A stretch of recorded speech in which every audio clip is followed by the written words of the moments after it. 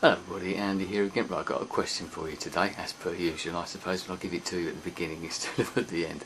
Do you ever test yourself in your life as you go about your life at work, at home, social gatherings or whatever, you know, as you sort of meander your way through your life?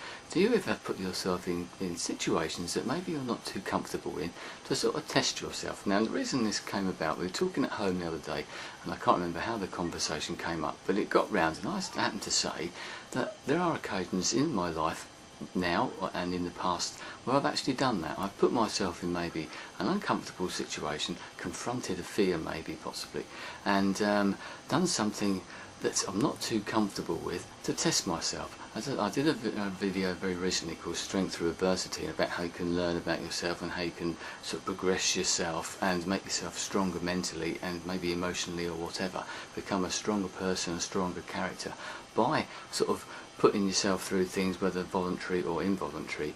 But if you do that on a voluntary basis, once again you can learn through these things. I've done it myself, as I said.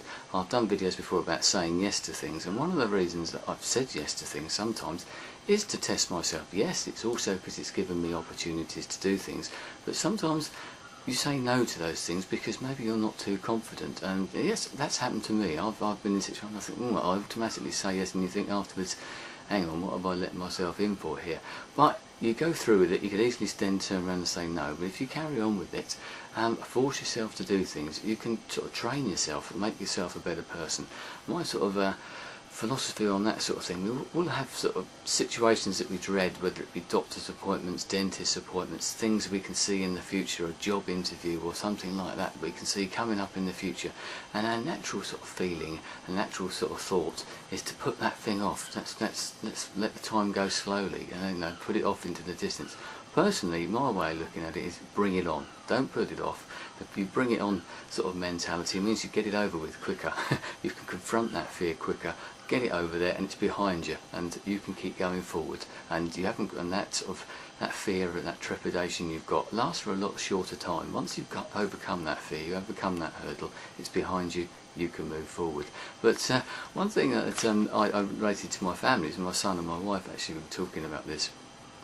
And I said that at work, if you're at work, you might have found situations yourself on courses and things like that. You're in meetings where you're all sitting there, and you'll be taught about something, or something comes along, and then everybody has to have a go at a particular task, don't they? Like a role play thing or something.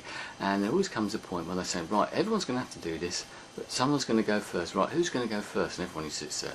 So I learned out of that, and what I started doing, I always put my hand up straight away. And the reason I do that, because I was asked, one of my sort of colleagues at work said to me one day, he said, whenever that happens, he said, you always sort of say, oh, I'll go first. Why do you do that? And I explained it to him. A bit of lateral thinking here maybe, because if I go first, I've got less to lose and a lot more to gain. My philosophy and my thought on that is that if I get up there first and do that task or present that, whatever it is that you're doing in your classroom or whatever, is that you get up there, the first person, nobody ever expects to get it completely right, do they?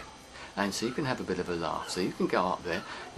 Yes, it maybe takes a bit of balls to get up there, but you can get it over with. That sort of bring it on mentality. But everybody who comes after you has got more pressure on them because they've got to get it right. Because someone's already done it. Okay, you can make a complete mess of it, but you can have a laugh doing it. The last person to do it has got to get it right, really. So there's far more pressure on them.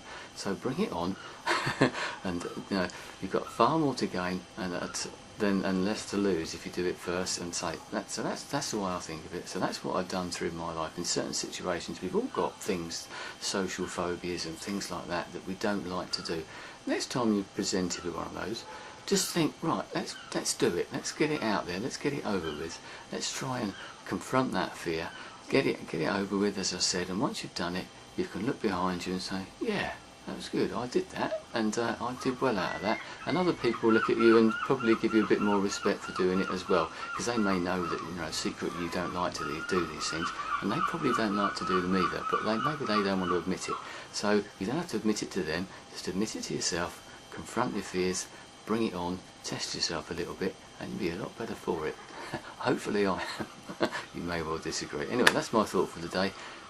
Do you test yourself? Let me know what you think, and if you give it a go, let me know the outcome as well, and if you've done it in the past and how you feel now. I think you'll come out of it a better person. So anyway, thanks for your time. I'll speak to you again soon. Goodbye.